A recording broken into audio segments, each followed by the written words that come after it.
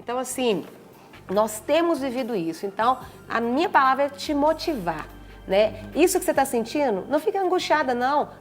Permita que o Senhor transforme isso em garra para você levantar com a cabeça erguida. Se você precisa pensar que você tem que ser admirada por Ele. Amém. Então, o seu temperamento tem que ser admirado por Ele, a sua postura tem que ser admirada por Ele. Então, comece a trabalhar para você sair dessa condição de tô amargurada, eu tô mal. Não. Peça ao Senhor força para que você tenha uma postura que venha impactá-lo. Né, pastor? Eu penso isso porque certeza. é isso que vai transformar ali o coração desse homem, né? Com certeza. E nós temos aqui muitas participações, né? Pode estar ligando aí 3253-3320. Tem mais uma participação aqui que o pastor Guerra falou o seguinte: só havia comentado alguns desses dias sobre enterrar coisas ruins e desenterrar coisas boas. Estão perguntando, como que faz isso, pastor? É uma terapia que a gente usa, né? E o importante seria a pessoa ser acompanhada. É a Marilda de BH, tá? Que perguntou. Ser acompanhada. Né? A estratégia para você fazer é você pegar as coisas ruins, anotar numa folha ou você joga numa lata de lixo, declara, lê aquilo alto, né? Finaliza, joga numa lata de lixo, ou você abre um local no seu quintal ou qualquer coisa, ou você fala para aquele local e depois enterra, ou você pega uma folha com tudo anotado e joga ali. E depois que você enterrar essas coisas ruins, aí você vai desenterrar e ressuscitar os seus sonhos, profeticamente. Isso é um ato profético. Aí você vai declarar que está ressuscitando aqueles sonhos seus que para você estavam mortos. Você ressuscita, mas primeiro você tem que enterrar as coisas ruins, tá? É um ato profético que é feito, né? A gente faz isso e normalmente ele dá certo, viu? Então você escreve aí no papel tudo que você acha que você precisa de enterrar, e enterra isso em nome de Jesus, você vai ficar ali. Pastor, só exemplificando assim, é pegar um papel, escrevo várias coisas. Ódio, mágoa, isso. Perdas, cometi aborto. Sim. Tudo aquilo que você fez que não foi bacana, escreve no papel. Vou lá, enterro literalmente. E aí depois eu começo a falar assim: agora eu vou desenterrar meus sonhos de ser mãe, meu sonho disso. E começa a dizer, é assim mesmo, né? É assim mesmo, E a gente tem uma outra telespectadora, ela chama Jorminda do Barreiro e vai conversar com a gente. Bom dia, Jorminda. Bom dia. Tudo bem, querida? Tudo bem. Você tem até uma resposta para... Você tem até uma resposta para a nossa outra telespectadora que ligou, não é isso mesmo? Eu fiquei impactada com o problema dela, tá? Comecei até a chorar. Porque há 5 anos atrás eu passei, assim, semelhança do problema dela. E eu fui abandonada pelo meu esposo, né? E ambos evangélicos, ele estava também afastado, né? Mas eu tive, assim, no início também, como ela, né? Desesperada. Pensei até em sair da presença do Senhor. Mas o Senhor, assim, sabe, me alcançou com misericórdia e me tocou para que eu fosse, assim, para o joelho, sabe? Amém. E também para que eu orasse e pedisse justiça. Eu não pedia que ele voltasse, eu queria que Deus fizesse a justiça do jeito dele. Amém. E foi 28 dias, mais ou menos, eu já tinha ido até no advogado, porque a gente tinha bens, né, envolvidos, filhos. E na sexta-feira, que a advogada ia entrar em contato com ele na segunda ele pediu para voltar para casa. Amém. Tá? Glória a Deus. Glória a Deus, E eu querida. fiquei maravilhado. Tem 5 anos isso e nunca mais aconteceu mais nada. Aleluia. Amém. Ele me respeita e nós estamos vivendo assim na bênção do Senhor. Que bom, Deus restaurou todas as coisas, né, Isso, Jorminda? então eu quero deixar, porque eu fiquei impactada com o problema dela. Certo. Então eu quero deixar isso para ela, porque ela confiar realmente no Senhor, colocar nas mãos do Senhor, que o Senhor tudo fará, tá bom? Amém. Obrigada, viu, querida? De nada. Deus Tchau. te abençoe e A paz do continue Senhor Em nome de Jesus. Jesus. abençoando a sua família. Que Amém. bênção, né? É. Glória Oh, a Deus. Obrigada. Amém. Obrigada. Deus Amém. abençoe, querida. É interessante como que é o caminho, né? É. Às vezes é um dos caminhos mais difíceis, inicialmente, né? Porque a gente luta com aquilo que a gente está sentindo, aquele sentimento de traição, de vem a vingança, querer se vingar e tudo. Mas não existe melhor lugar do que a gente correr para os pés do Senhor e lançar sobre Ele todas as nossas ansiedades, os nossos temores, muitas vezes que vêm, né? E é tremendo, glória a Deus. E, pastores, eu estava ouvindo, assim, né, até as duas comentando, por que será? Nós sabemos que a nossa segurança está em Deus. E, normalmente, as pessoas, uma das primeiras coisas, elas pensam em largar o Senhor. Aí a coisa vai piorar. É porque esse gargalo, que a coisa ela vem aqui, ó, parece que impede que aquele sentimento espiritual chegue até a mente. E a pessoa começa a pensar coisas ruins para a vida dela.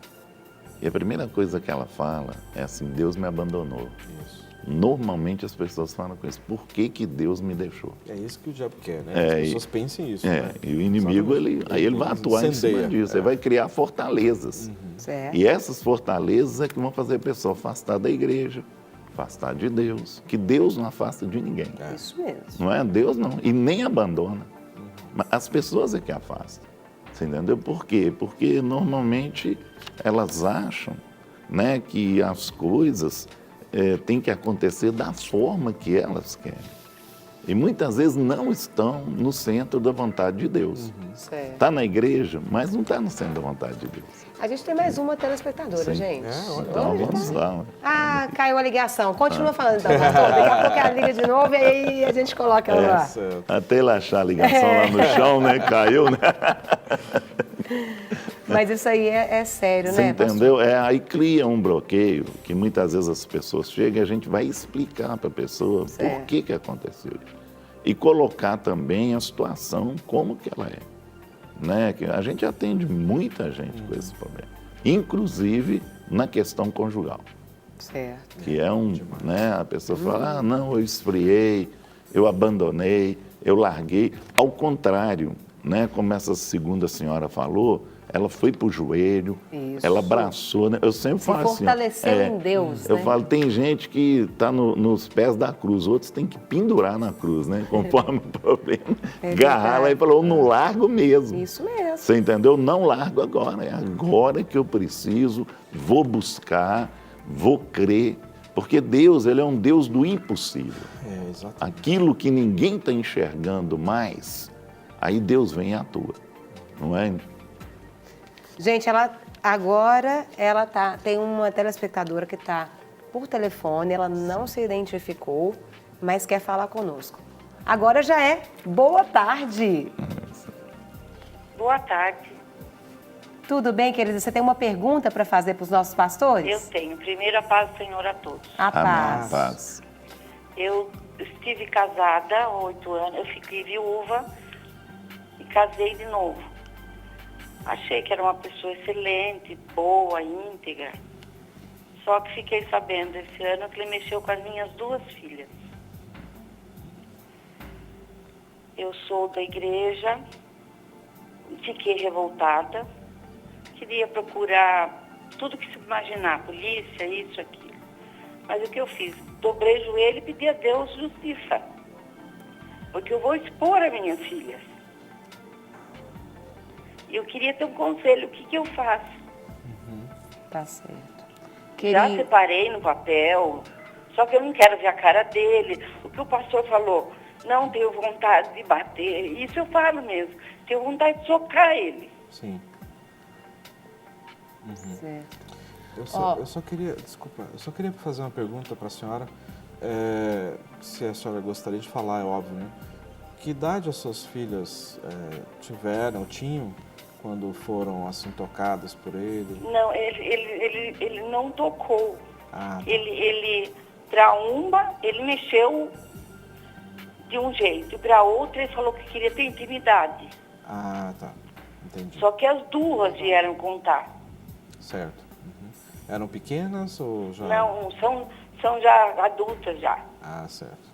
Tá Mas certo. ele tem 74 anos. Ah, tá. Tá certo. Tá certo. Olha, querida, primeiro eu quero, né, te agradecer pelo seu carinho mesmo de estar ligando, né, tá abrindo o seu coração, compartilhando a sua dor aí conosco. E dizer que os pastores nós vamos estar aqui conversando sobre isso, para que você continue assistindo aí e vendo, né, aquilo que nós vamos estar dividindo com você aí pela televisão. Deus abençoe você e toda a sua casa. Amém. Jesus. Você também, amém. Obrigada. Nada. Uma coisa principal, eu vejo que, sem dúvida, isso traz um trauma para os pais, né? Para o cônjuge, né? No caso, de saber a respeito disso. Mas uma das coisas principais que precisa acontecer chama-se perdão. Né? Perdão das filhas para o pai e o seu perdão para ele, como cônjuge. Né? E eu sei que agora a coisa já está bem adiantada, já em separação e documentação e tal. Mas independente da documentação e tudo mais, precisa existir isso. As filhas precisam perdoar o pai, né? Porque isso é princípio, não é? É princípio da palavra de Deus.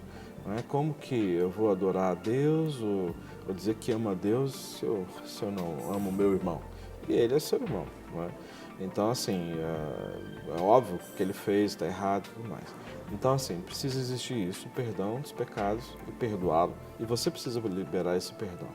Agora, o voltar ao relacionamento, como você falou, olhar para a cara dele, esse é um processo, deixa isso nas mãos do Senhor, deixa Deus fazer. Não é? Provavelmente ele é uma pessoa que precisa de ajuda, alguém que teve alguma dificuldade, tem dificuldade nessa área da sexualidade, não é? Então, assim, alguém carente que precisa de ajuda, né? E precisa ser amado, né? Apesar de todas as coisas. Às vezes até sofreu alguma situação disso, por isso repete, né? Repete. A gente falou aí até na semana passada. Exatamente. Né, no caso, era uma pedofilia, não era nessa, no Claro, caso, né? não, Mas normalmente a pessoa vai reproduzindo, Sim, vai né? reproduzindo Com aquilo que certeza. aconteceu com ela, né? Então, assim, você precisa, minha irmã, liberar perdão e perdoá-lo em nome de Jesus, para que a sua vida seja liberada. Porque enquanto que você não o perdoa, quem fica atado e preso é você. E aí a sua vida não prospera, nem espiritualmente, nem emocionalmente, nem em todas as outras áreas. Não é? Por quê? Porque você está presa emocionalmente e espiritualmente a ele. Pastores, deixa as considerações finais antes de orar para nós, né? Até por todas essas pessoas que ligaram, né? E aqueles que também que não ligaram, mandaram e-mails, enfim. Certo. Eu quero deixar uma palavra aqui, que muitas vezes as pessoas precisam de ser pacificadores de si mesmo. Quando você carrega um sentimento de culpa Isso. e você não consegue conduzir isso, você não se perdoa. Então, perdoa a si mesmo, por você estar carregando esse sentimento e seja o seu próprio pacificador, trazendo paz no seu coração. Que o Senhor te abençoe em nome de Jesus. Em nome de Jesus. E o mais importante de você cumprir esse princípio, ou seja, essa bem-aventurança, é que você é chamado de filho de Deus ou filha de Deus. Né? Então, por mais trágico ou traumático que tenha acontecido alguma situação com você, né, nós precisamos buscar em Deus, porque não é fácil, não. Então, o pacificador não é aquele que tem uma fala mansa, já falamos isso, mas é aquela pessoa que é usada por Deus para ser um reconciliador. Tenha isso no seu coração, de ser um reconciliador, uma reconciliadora em Cristo.